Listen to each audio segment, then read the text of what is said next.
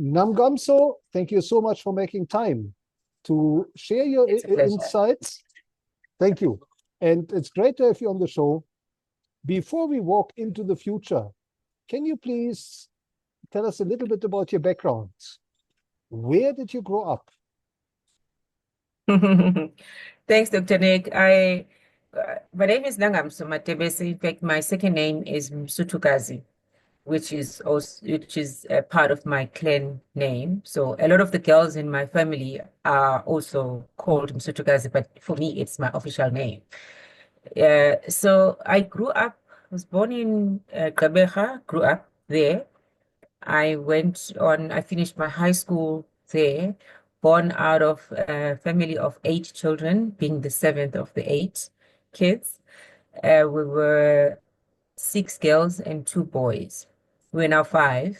3 of us have since passed. There's 5 girls remaining with only our father. My mother passed when I was 21. Yes, when I was 21. That's when she passed. So I finished high school in Gqeberha still, formerly known as Port Elizabeth. Then I went on to study pharmacy in University of Port Elizabeth, which is now known as NMMU, Nelson Mandela Municipality University.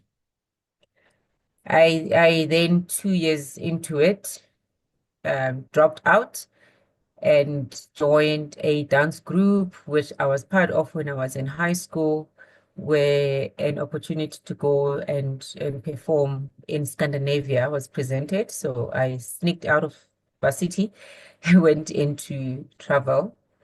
And when I came back, I couldn't continue with pharmacy because it's a highly practical course.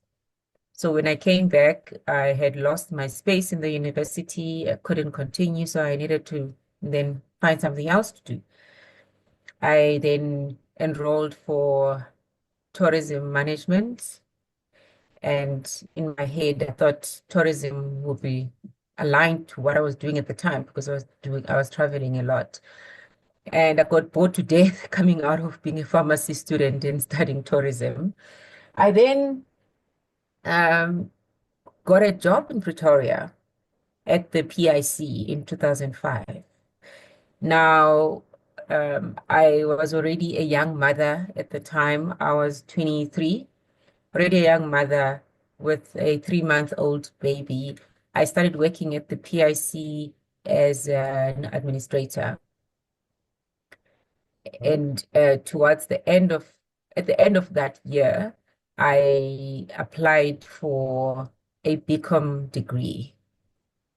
I started studying BCom the next year, and that's how I got to where I am. And While I was studying it at PIC, so I completely moved away from sciences and went into economics and business. Started my BCom from there before I moved to DBSA in 2010. So yeah, so I grew up amongst many siblings, being the seventh of 8 kids. I never experienced a small family, so I've always been part of a big family. And it talks to the big family that I have right now. I have 5 kids of my own and 2 from family, so I'm raising 7 kids as it stands. The oldest one is 25, and the youngest ones, the twins that I gave birth to early this year, they're now 10 months. Oh, they're 10 months. They're turning 11 months in a few days. So yeah, so I come from a big family, and I'm actually the only one in my big family that is more than 2 kids. I believe you also, I'm the one who extended the big family kind of style from my right. mom. So yeah, so that's where I come from. And I mean, I've navigated so many things in the space in my life where while I was in university, actually, I used to work as a waitress, which is one of the experiences I value so much throughout my life and my career, because through that you learn unknowingly the value and the power of service and how you can learn from that process and how the difficult people you interact with on a, it's not even a daily basis, on an hourly basis, or even more frequent than that. People coming from different backgrounds, having different expectations, their family, so they're acting from family perspective, or their friends, they wanting to have a good time, or they're business people, they want to have a structured and a more controlled conversation. So you're dealing with a whole kind of personalities in a short space of time, and how one adapts in that environment is amazing. How you move from a difficult table, from a table that's jolly, to a table that's sitting with a young family, or a family that is celebrating a birthday, or a completely different kind of things that you're dealing with in a short space of time. So that's one of the valuable experiences that I have experienced throughout my life. And Nangamso, tell us who inspired you in your early days? My mother, actually, my mother, she was such a powerful woman. So she was also coming from a big family. She was the third of 10 children, Yeah. and her two oldest siblings, a female and a male. The, the the female got married just after her father's death, and the male had to go and work and support their mother because their father had passed. So she also had to drop out of school to go and start working. So in those times, as she used to tell this story, you would finish grade 8, standard 6, and be able to go into teaching, go into a Right. teaching school, and you can be a professional.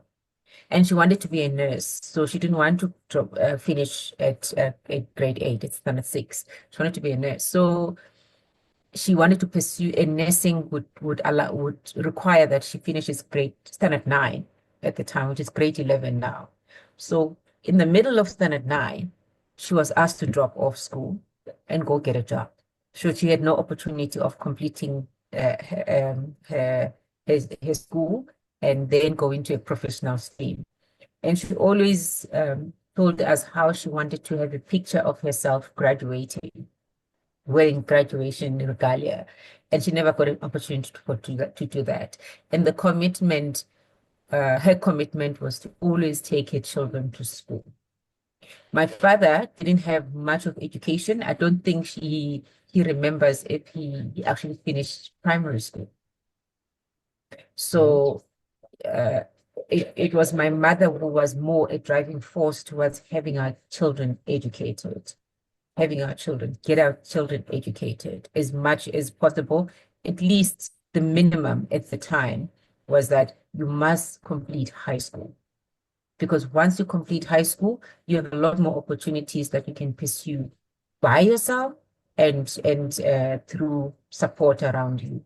But mainly my parents felt that if we can play a role, we'll play a role and make you pass matric. And then everything beyond that you have more control of what happens beyond that. So my mother was a driver of that. And she actually let us explore things that she had no opportunity to explore.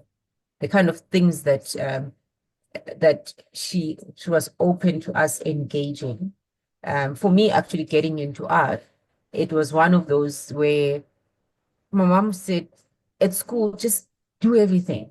I didn't have an opportunity of going to schools where there's 12, 20 different types of sporting codes, for example.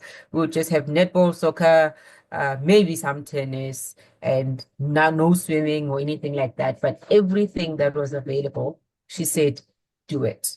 You would rather spend time at school and come home after 5 than come home early and spend time roaming around in the township.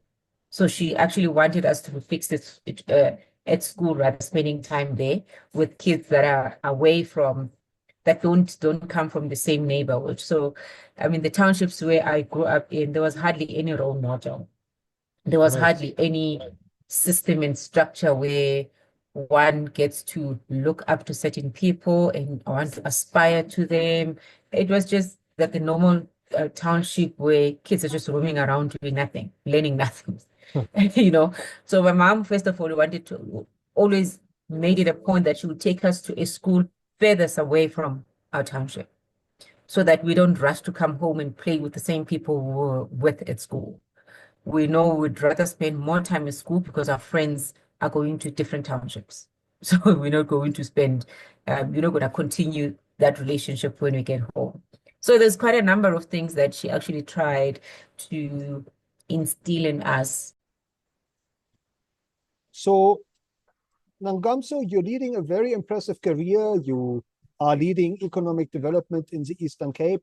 You're advising the Deputy President of the Republic. Looking back over your career, would you say there was a major turning point, or maybe a number of turning points where things could have gone different, and you took a certain decision to take your career this way?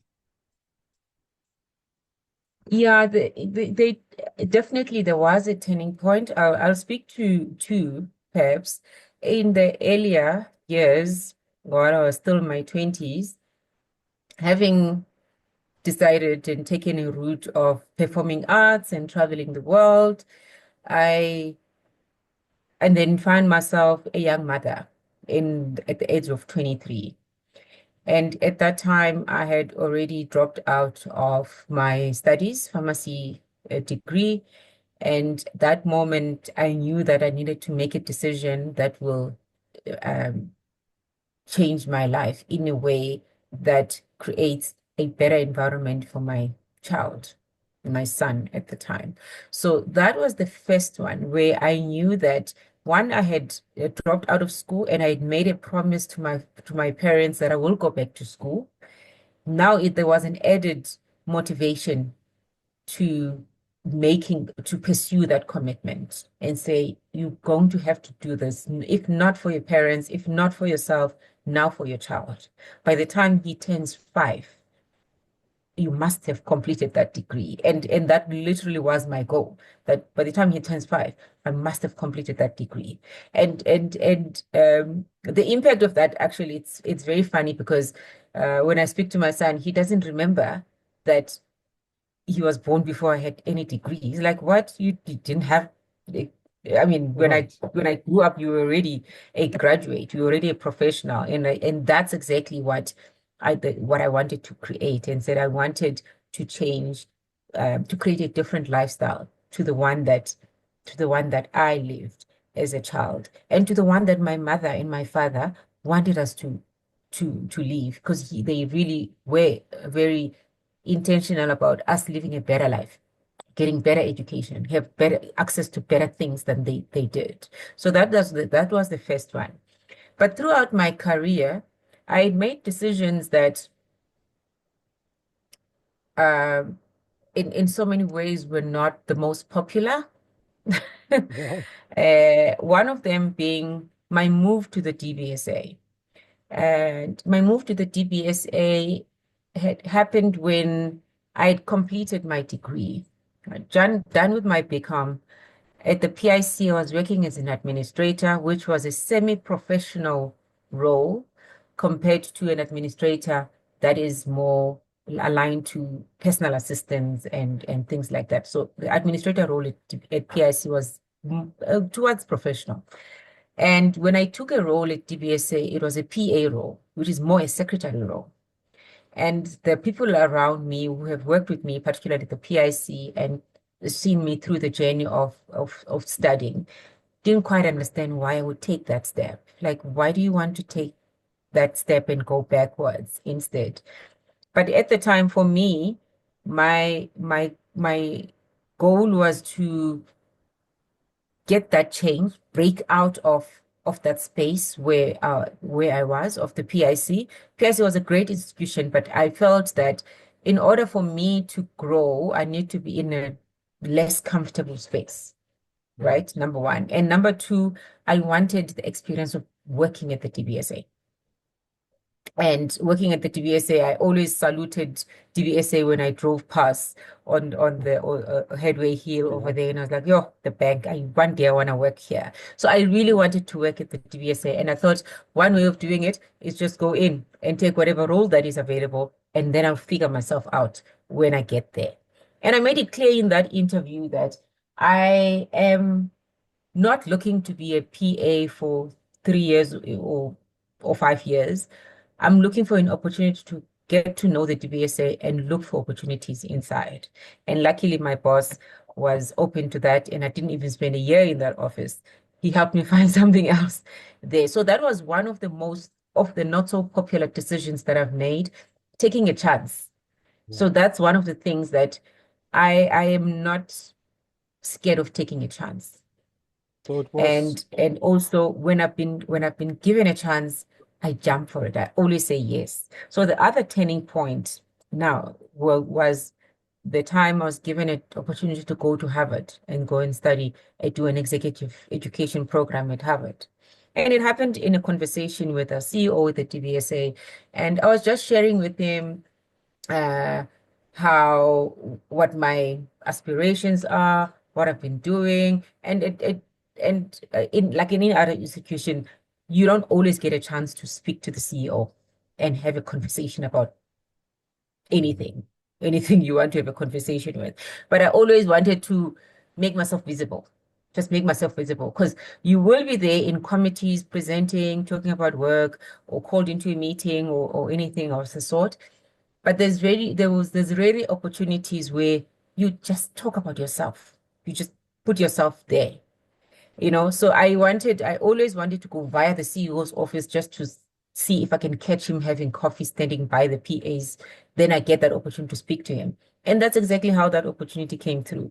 And luckily for me, he had been noticing me, so he had some questions to ask. Oh, how's that deal going? How are you guys doing on this project? How have you interacted with this and this and that? And then that then gave me an opportunity to say, hey, look, this is what I want to do next. And then he said, I want you to go into that program. And that program, the people who go into that program can only be nominated by the CEO. And previously, it was an opportunity given to executives and not people at junior level. So that was one opportunity where I said yes. And when I said yes to that opportunity, I knew that I was going to give it my all. I was going to give it everything that was required of me to learn as much about myself, as much about leadership, and as much about the world I can possibly do in a short space of time. It was a 4-month program, two of which is on campus, and the two other months you'll be doing it at home. And I learned so much. And those are the memories and the friendships you've developed long-term friendships and memories you develop, but also the learnings. So I kept some cases. There was a case I was reading a few months ago, and I asked my colleagues, please can you guys remind me what case was it when this and this and this was happening? So it's one of those things that will forever be available to you to references as you grow in your career. So those are some of the major turning points that has shaped who I am today, and me not being scared to put myself out there.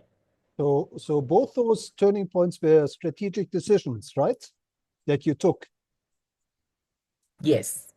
And if I hear correctly, the DBSA was you were almost manifesting your future. Yeah. Yeah, somehow.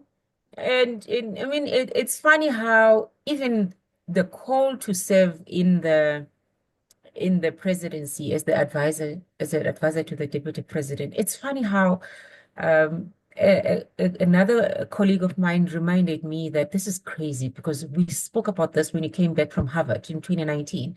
I'm like, you joking? He's like, this is exactly what we spoke about. I don't understand how all of this is coming, like it's happening in the way that I actually thought, okay, well, everybody aspires to be whatever and do whatever and we all have aspirations, but for me to be here witnessing all of it happening and it just came from your mouth, it's actually crazy. So it's one of those things where I said to I'm not sure if you know Timothy Morris. Yeah. Yeah, so I was talking to him and we're trying to do this personal branding exercise. And he was like, what do you want to do? What do you want to be? And I said to him, how should I see myself in the union buildings? And he's like, okay. Um, doing what? I was like, I don't know. I mean, if in the highest office and I have aspirations I want to be in the union buildings. And I didn't know in what capacity or what I'd be doing there, but I just felt like I'd like to operate at that level. So when the invitation to come and serve in the deputy president's office came, it was just one of those things that were happening, and I thought, okay, fine, I've already worked with the deputy president in different capacities, but it didn't dawn on me immediately that it's one of those things that have actually been part of my aspirations. So, Nangamso, learning from this lesson of yours, what would be your advice for future leaders? How should they apply this principle of manifesting their future career? Is there a way that they maybe should apply this to make their future happen? Look, leadership is quite complex, and I say this because it is about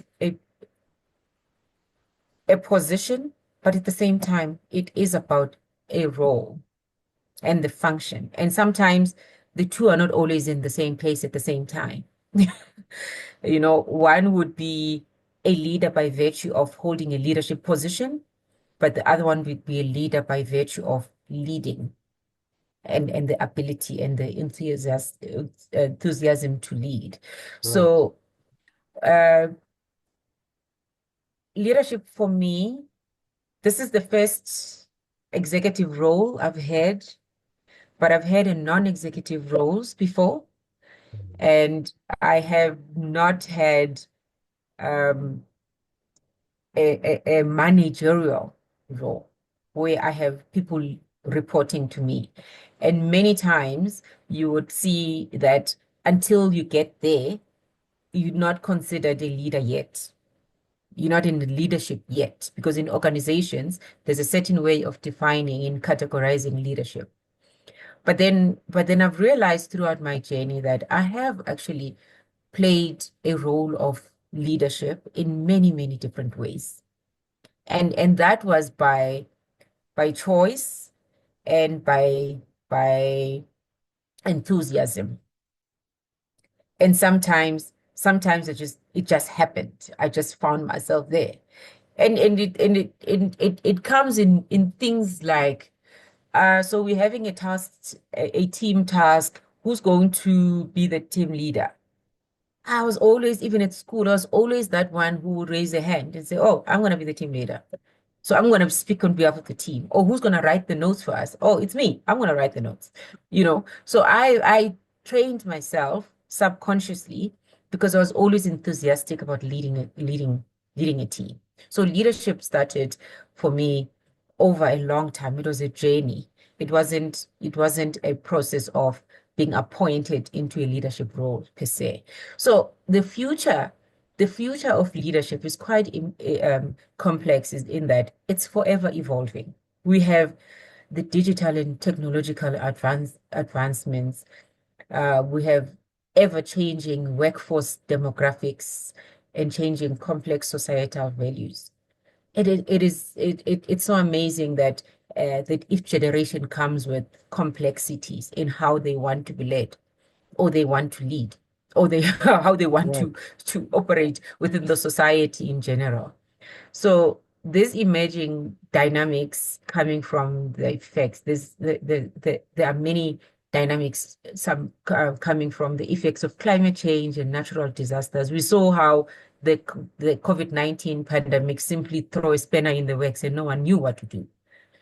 You know, we've seen how social media, digital media, people having access to information and news and misinformation impacts on how leaders are trying to control things and interact with the people. So there is it's a very challenging era for leaders where you have to value human life. At the same time, you have to look at the business performance and what matters for the business. At the same time, you have to look at the complexities of the people around you who have to add value to the performance of the business. So there's some I believe that um, our work as leaders continues to change. Yes, it has changed significantly, but it continues to change in ways that could not have been imagined before. The leaders of the future have a much um, complicated task Mhm. ahead because we've seen how working from home has become normal, right? So leaders of the past may struggle with motivating people to perform while they are working in their comfortable environments. How do you best treat people who have different personalities, work preferences, or even leadership preferences or leadership styles? So it is kind of throwing curveballs every day. So, Nangamso, looking back over your own leadership career, um, what have you learned that you consider most important for building future leaders? In other words, what is it we have to do to enable future leaders and encourage future leaders? So, I mean, judging from my own journey, I believe that leadership has much to do with you as a person, as it is with everyone and everything else around you, but more to do with the latter about everyone else. So it's mostly the act of service than it is an accomplishment. So what I learned from my own journey is that there's no business school really that can prepare you for leadership. It can share some experiences or shape some thinking or personality in one way or the other, but really there is no school for leadership. And also no title can confirm you are a good leader or not. So everything we experience, every experience you go through gives you that chance to exercise leadership and whether it's formal or not formal, be it in the family, at church, at work, it really always gives you an opportunity to make a decision for yourself and for everyone around you. So my experience has been like train that muscle. So all the time I've always trained that muscle and say, I'm going to lead in a little society at church or at home or managing a birthday party or doing a Christmas family lunch or anything like that. But that muscle, you train it over time. So my own journey has been quite interesting, like I've alluded earlier, that I learned leadership through being led Right. mostly at work. I knew how what kind of a leader appeals to me and what kind of a leader I want to be by looking at the leaders around me. Which kind of leadership style appeals to me and which one I would adopt in what in under what circumstances. So even from home, I knew from my parents what kind of a family I wanted or I did not want from the husband that I aspire to or I don't aspire to. So I learned from my own experiences.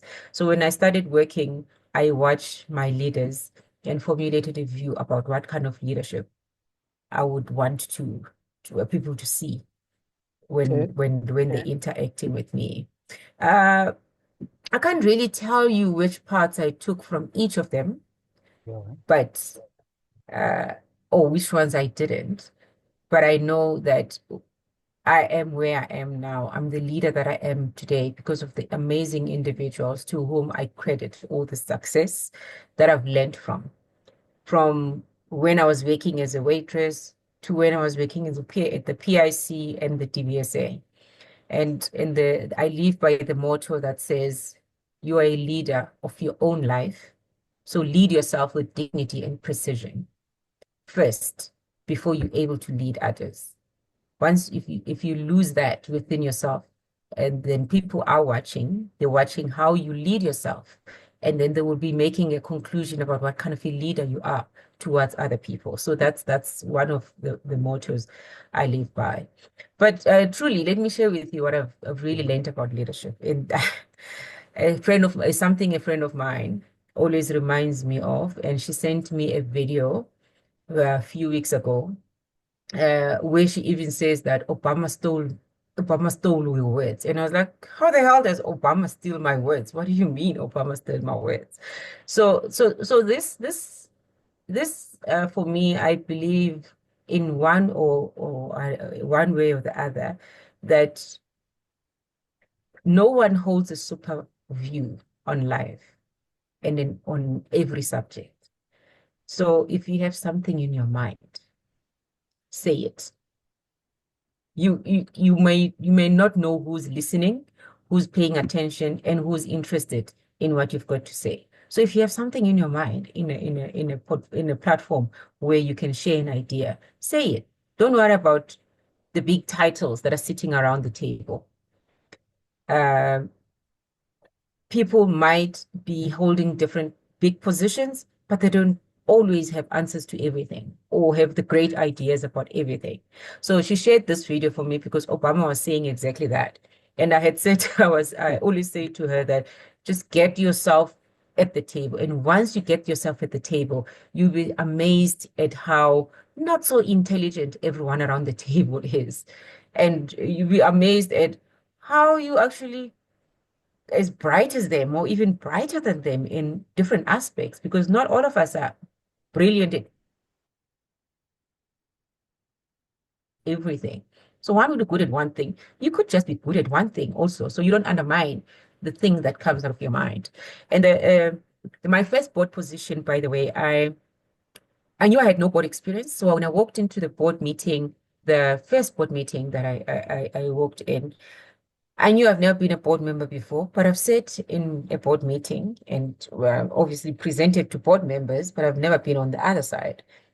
But when I walked in there, I knew that I have experience in project financing and development finance.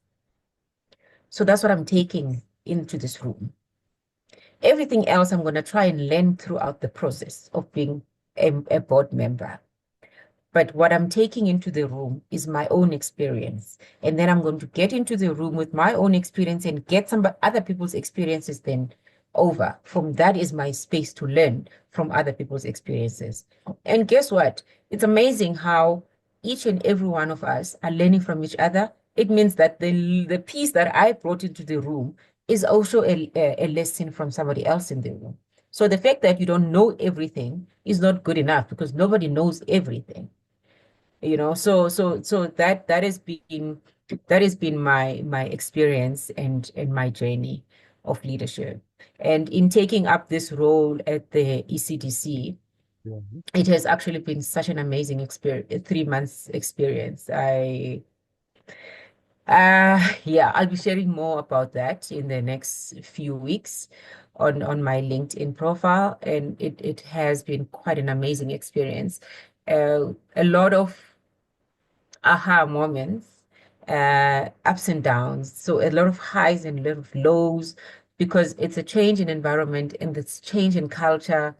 I haven't worked in the Eastern Cape um, uh, for all my professional life, actually, because I was working in PE as a waitress and while I was in school. So my first real job was in Pretoria. So I'm sitting there thinking, oh my word, there's actually so much that is so different.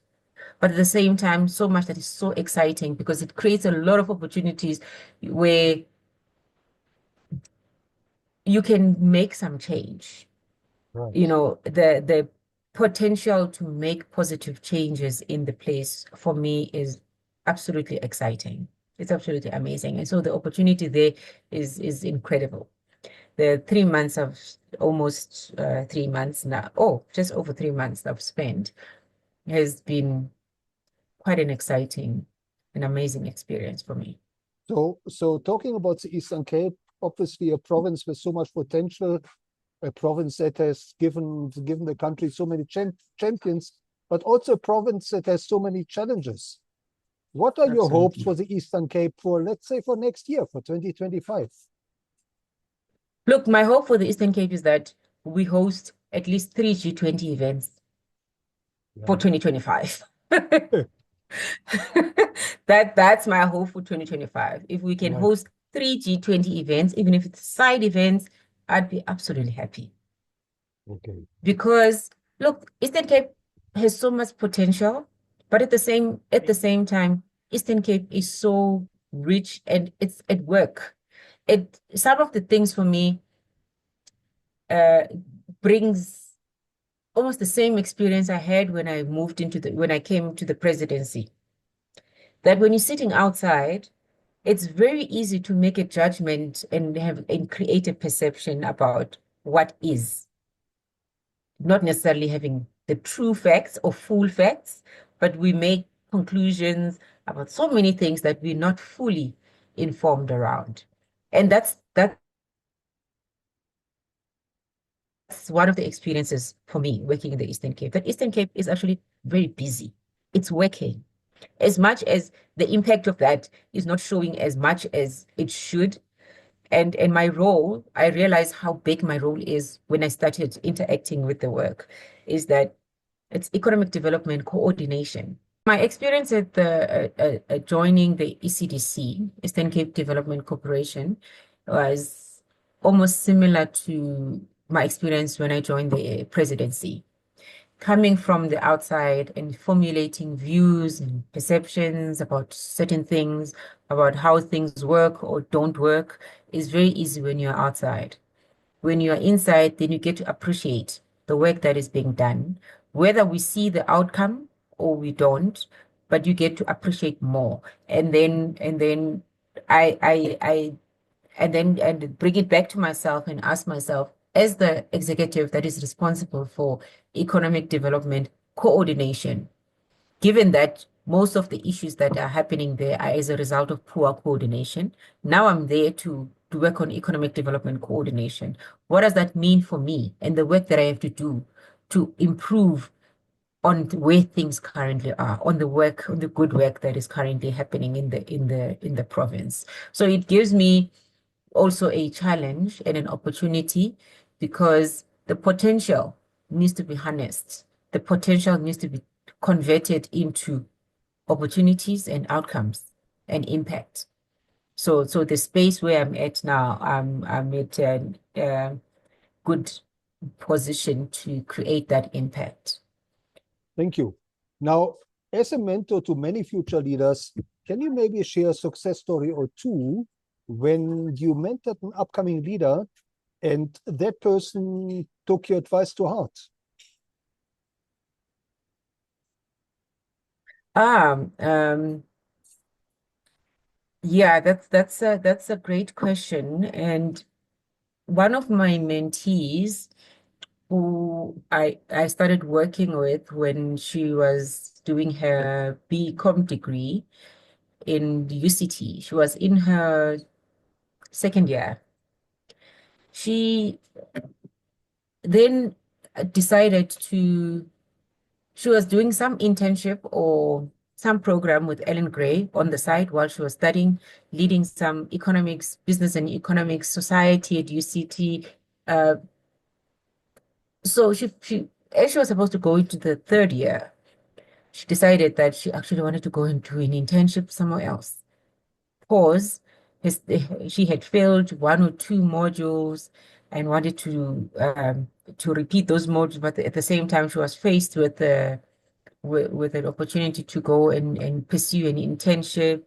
And what I took from there, which was an easy space for me to interact with, is it easier decision for me to, or maybe an enjoyable decision to watch her make, at the time as a mentor is that she wasn't scared to take the chance and take a break, take a step back, and and start all over. She paused right there just before she did her final year, went and did an internship for a year, and then came back and then was going through issues as well, then completed a degree, and then had an opportunity to get employment with the entity that where she was doing an internship, but thought, no, I actually want to finish my studies. I'm going to go for my honors. And then she's now doing her honors. But in the process of making that decision, she had to do a stop start. She wasn't scared to um, take a chance, take a break, pull back. Sometimes that's all you need because you might gain some fresh perspective and renewed momentum to pursue your dreams and actually learn your true purpose.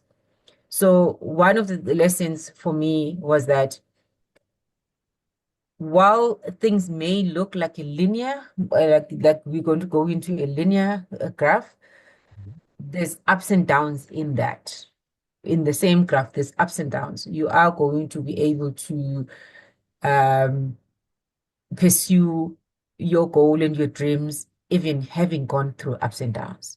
So, and another thing in that process, because as a mentor, I would typically give some ideas or share my views, but her being able to say no, not this one. I really don't like going to this one. And that's what I would always do.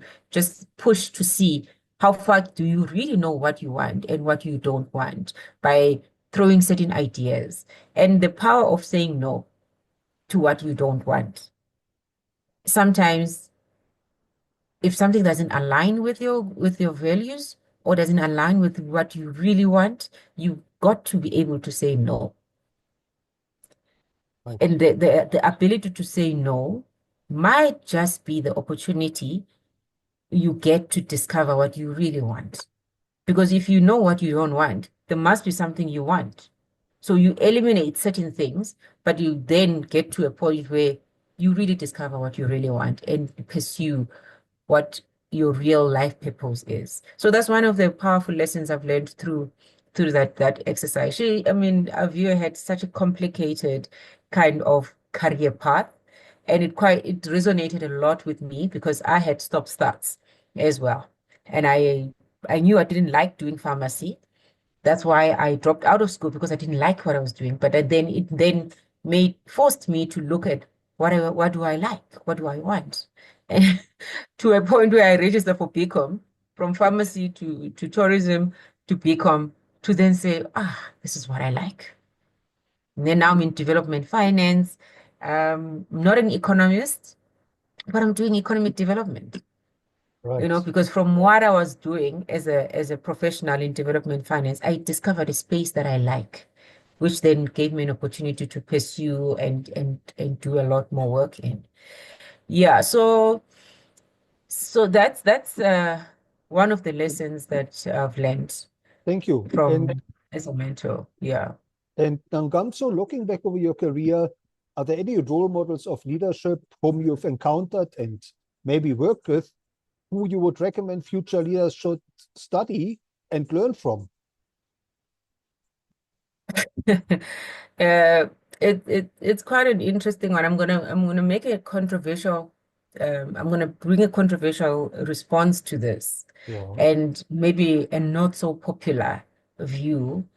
In that there's two people who are quite interesting in our leadership space. Donald Trump and Jacob Zuma, right? They're not by far my role models, let alone agreeing to the kind of leaders that they are or their Yeah. positions they're as people. But there's one thing that I always admire about them is being bold and taking a position and have a stand and playing your space. And you know, I don't think I'm cut out to be a politician. And I know because of certain characters you see out of politicians, and I always knew that it's not my thing. But there are certain people who do politics very well, and those two, I think they're just good characteristics of what politics could be. And politics, I'm saying politics loosely, like like politicians would tell you anything to make you support them. Politicians would lie to you over time, over and over and over, just to make sure that they get the necessary support. And those two people would do exactly that. They would play with your emotions. They would draw into the things that they know matter to you, let alone what the truth is or what is needed from them or what is expected as leaders and so on. They would just play a certain game to get to the outcome that will work for them.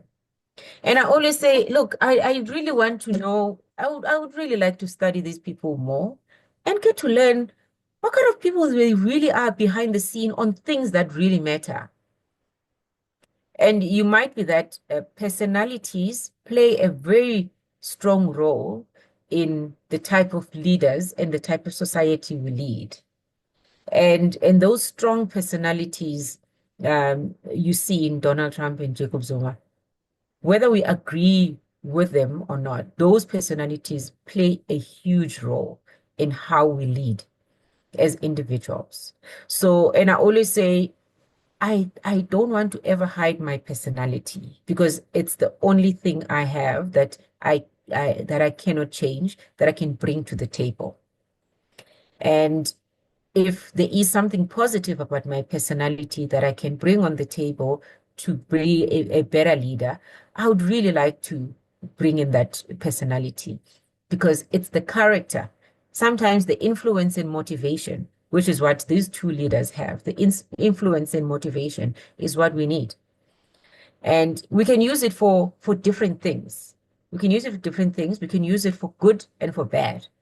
But that's what in leadership you need to be able to have the character and being able to influence and motivate. And also within these two leaders, you'd find that there's authenticity and vulnerability. So playing into vulnerability, you know how Jacob Zuma plays well into vulnerability.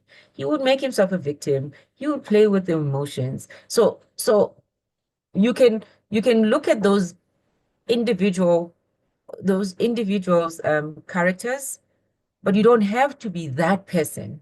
But you look at how they use their personality to to advance their leadership aspirations. So is it fair to You know, say there are lessons to be learned from there's those certainly leaders? lessons to be learned. There's And certainly lessons to be learned from those from leaders, whether we we agree to their position or not, from the people we like and the people we don't like, there's always something that we can learn. and And the reason why I picked up these two is because these are some of the people I really don't think are good are good leaders in society. I truly don't believe that. But I pay attention to them because I believe that there's something in them that makes people want to put them into leadership. What is it? so what you say, And thought the is fact that, that I don't see it, the fact that I don't see it, it doesn't mean nobody else sees it. You right. know, so for me, my conclusion is that there's a strong influence and motivation in how they interact with the people they lead or aspire to lead, and they use their character. So we need to be able to need not to be scared to use our character. We need not to be scared to be authentic and vulnerable towards the people we want to motivate and inspire. So we can use those for the good and for the things we want to achieve. This is what now they come into play because they use those for the things they want to achieve. So those are some of the qualities we can take from them. Use those So kind of qualities towards the things we want to achieve. Whether we want to motivate people to perform better so that the businesses perform better, we need to be leaders that can influence and motivate.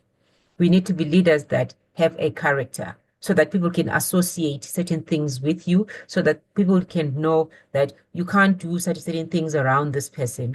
There's a certain level of professionalism that is expected from you when you're dealing with this kind of person. There's a certain level of performance standard or quality that is expected when you're dealing with this. So those are the issues around character. But at the same time, authenticity and vulnerability will give you the opportunity to say, hey, what can I do? Can you help me? Or I'm not good at this, or I'm good at that. Can we share some ideas? I'm reading a book at the moment which talks about leading with gratitude. And I believe that this is actually one of the least Yeah. it's one of the least understood or valued uh, uh, um, Qualities. leadership traits, Yeah. right? This book is saying it's talking about 8 leadership practices for extraordinary business results. And it's basically talking about leading with gratitude. Right. How do you I mean, this leadership trait it's not thoroughly understood, and it's very, very underrated. And it's one of those things where I think the future leaders need to be able to inspire others to motivate by expressing gratitude, allowing them to be themselves and appreciating, you know, and Yeah. you know how motivating it is when someone gets an award. When we get an award, Absolutely. we get motivated to do more. And it happens with each and every one of us. So if we lead with gratitude, appreciate the work that's being done, appreciate the effort, and motivate people to be to able to do better. So I mean, drawing from using those examples, I also have touched on the quality, the leadership traits that they present that we can learn from and be able to take into our roles. Thank you.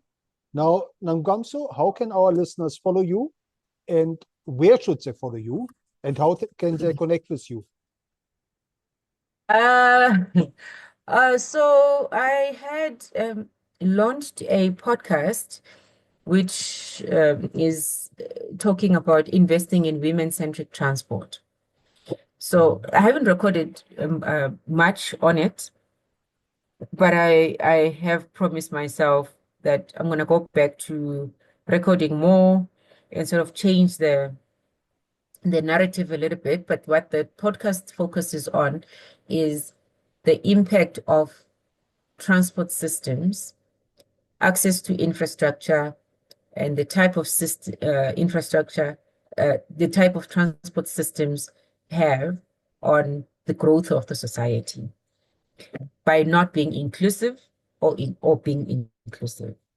The message really is currently we have gender neutral systems. Gender neutral systems means somebody is going to be disadvantaged because the needs of females and males for transport services are not the same. The way women travel and what they travel for is not the same as the way men travel and what they travel for. Typically, men travel for work or sports or uh, recreational related stuff, whereas females have an added travel requirement, responsibility that is linked to family and Yeah. serving other people and serving other people. So we are likely to get into a public transport system carrying groceries, traveling with a child, than a man does. You would find that in the males also, but you would find it less so than you'd find in females. So how is our transport system accommodating of the needs of females? How are women made to make certain choices about their career, about their studies, about where to live, and things like that, impacted by the structure, just the structure of our transport systems. So, So simple things that you wouldn't that wouldn't really matter to a guy is where my home is relative to schools. A female has to think more like that for kids, where my home is relative to the public transport systems. Because if I have to walk a longer distance, the safety issues that I'm concerned about, that a guy is probably not concerned about. And how many trips am I going to have to make to get groceries and pick up a child from school? Some of those don't really have that much of an impact where a guy is concerned, because he's likely not carrying anything. If they are, they're carrying a newspaper or a work bag. Whereas a female, first of all, a female, the way they dress and how they use public transport is also a disadvantage on its own. I once ripped a skirt yeah, while working at the PIC using taxis. And it caused a disaster altogether, because while I was climbing onto a taxi, my slit at the back ripped. And it can only happen to a female. yeah, Or the tip of your heel can be stuck in a paving and the rest of your day is ruined because you're not going to be able to walk properly in those heels. So some of the things I am saying, I'm arguing in the podcast that a women-centric transport system has a potential to create the inclusion that we want, and then the growth in the society. thank you. And So I'm I have that sure, podcast, but I also yeah, write some random articles that I do post on LinkedIn, and I promise to increase the frequency of doing that. I haven't done much of that in the past year, but I promise to do that. So my followers really would find me on LinkedIn. I spend a lot of time on LinkedIn.